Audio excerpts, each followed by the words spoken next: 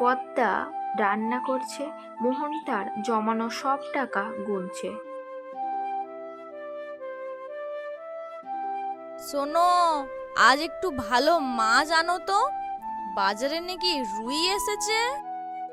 হুম, দাম বেড়ে গেছে। মাছ খেলে একদিনের বাজেট নষ্ট, ডালই চলবে। শুধু টাকা জমিয়ে কি হবে? মানুষ তো পেট ভরে খেয়েই বাঁচে। এই যে আমি বেঁচে আছি, কই মাছ ছাড়া তো মরিনি। একদিন না খেয়ে দেখো, তখন বুঝবে। জমিদারের ছেলের কাছে এই বাড়ির কাগজ দিয়ে টাকা নিয়ে বসে আছো, টাকা থেকেও দিচ্ছ না, কিপটে কোথাকার।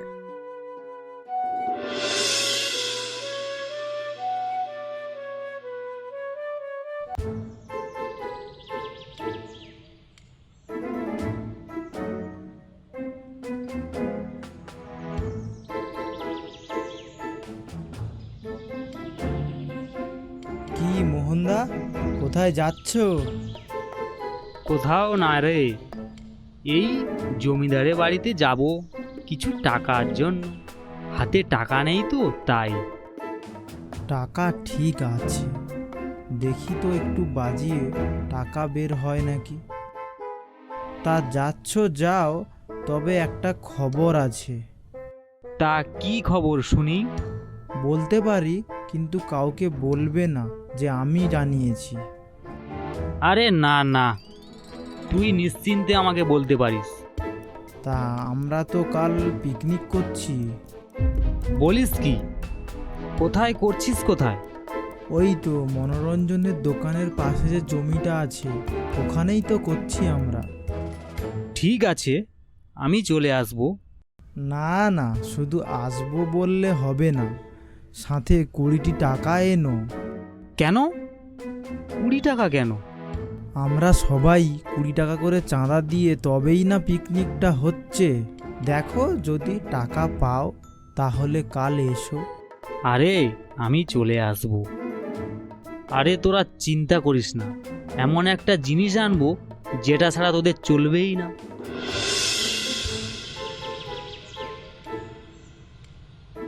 মোহন একটা বড় হাঁড়ি নিয়ে হাঁটতে হাঁটতে চলেছে পিকনিকের জায়গা।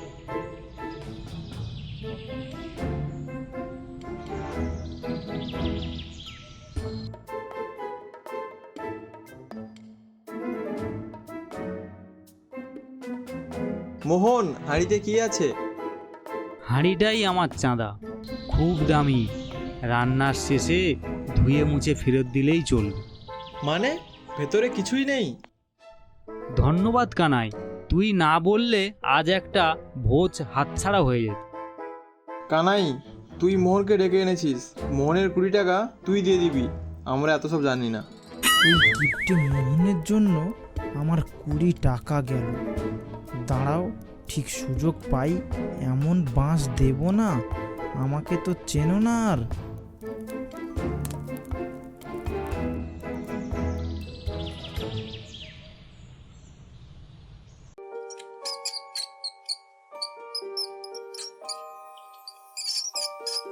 বাড়িতে চারিদিকে কোথা থেকে ইঁদুর বাসা করেছে, তাও তো ওদের তাড়াতে পারো।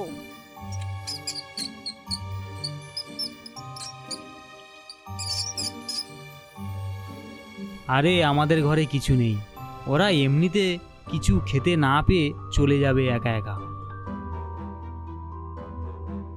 কানাইয়ের কাছ থেকে মোহন 200 টাকা নিয়েছিল। 2 দিন পর দেবে বলে এখন 20 দিন হয়ে গেল, কিন্তু কানাই এখনো মোহনের কাছ থেকে টাকা পায়নি। তাই কানাই নিজে চলেছে মোহনের কাছে টাকা আনতে।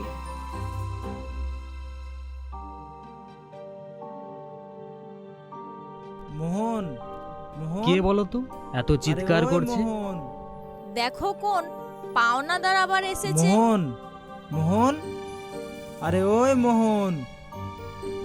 শুনে তো কানাইয়ের গলা মনে হচ্ছে। আরে বাইরে গিয়ে দেখো না কে। আরে ওই মোহন, কোথায় গেলি?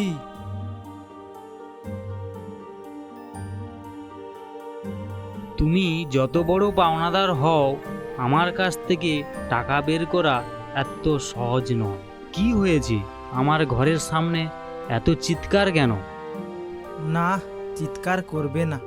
বলি, টাকাটা নেওয়ার সময় তো বেশ মিষ্টি গলায় বলেছিলে যে কানাই 200টি টাকা দে, 2 দিন পর দিয়ে দেব।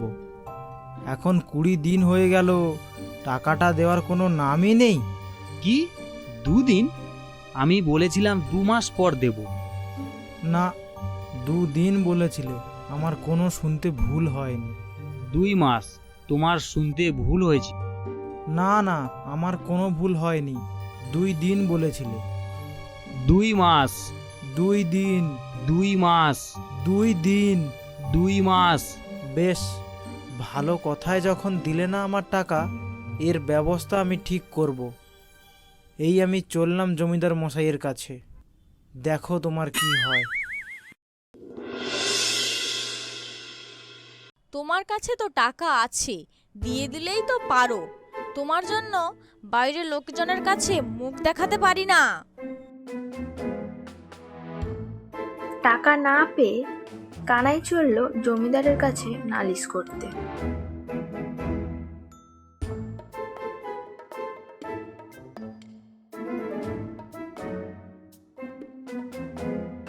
জমিদার মশাই, জমিদার মশাই, জমিদার মশাই আছেন নাকি?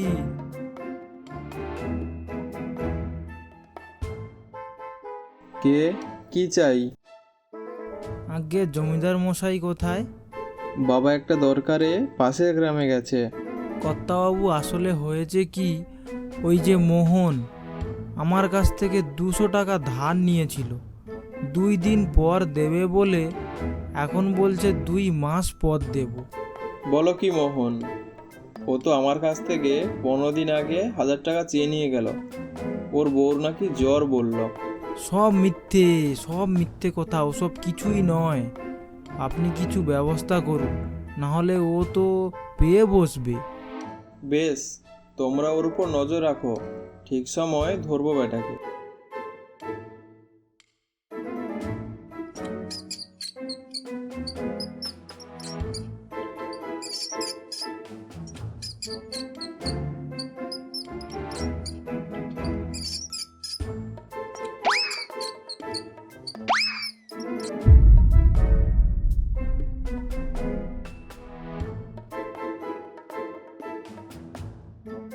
দেখি, টাকাগুলো অনেক দিন দেখা হয়নি।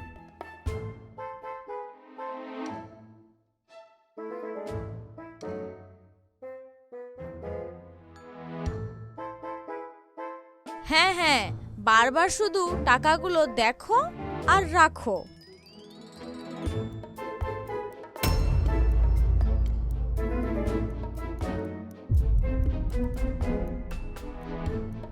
হায় হায়, এ কি সর্বনাশ হলো আমার!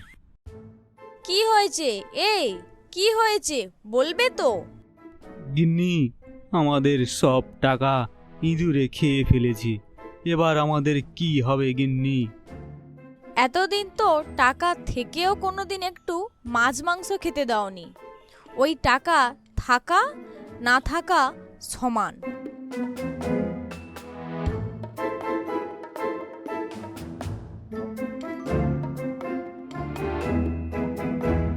কিন্তু সবার ধার শোধ করব কি করে এবার? জানলা দিয়ে হরি সব কিছু দেখে দৌড়ে গেল পাওনাদার কানাইকে বলতে।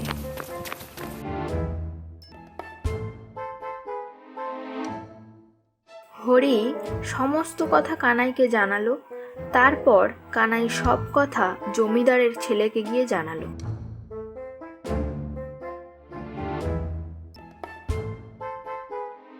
কর্তা, কর্তা, খবর আছে, বেটা মোহন ফাঁদে পড়েছে। জমিদারের ছেলে ও কানাই সুযোগ বুঝে আর দেরি না করে সোজা চলল মোহনের বাড়ির দিকে।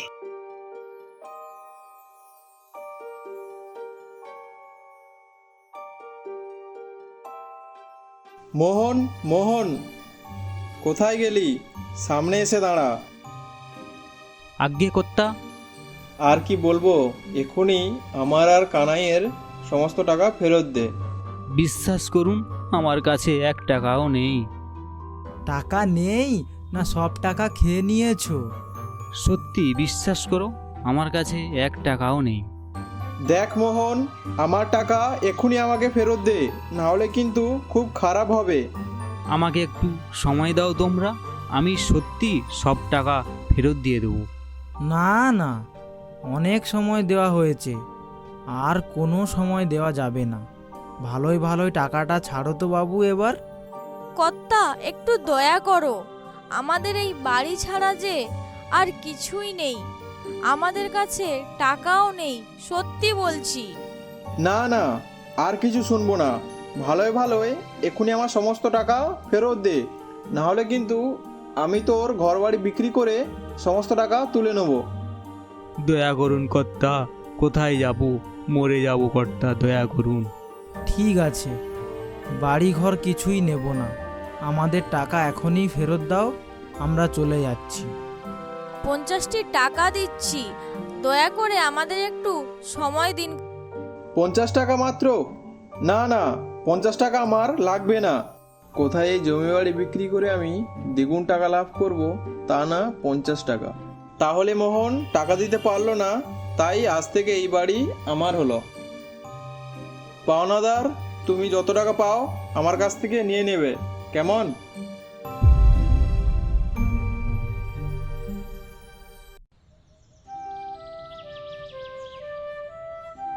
গিন্নি, সব আমার ভুল, না তোমাকে ভালো মন্দ কোনো দিন খাওয়ালাম, আর এখন তো ঘরটুকুও নেই। কতবার তোমাকে বললাম যে যতদিন বাঁচবো ভালো খেয়ে পরে বাঁচবো।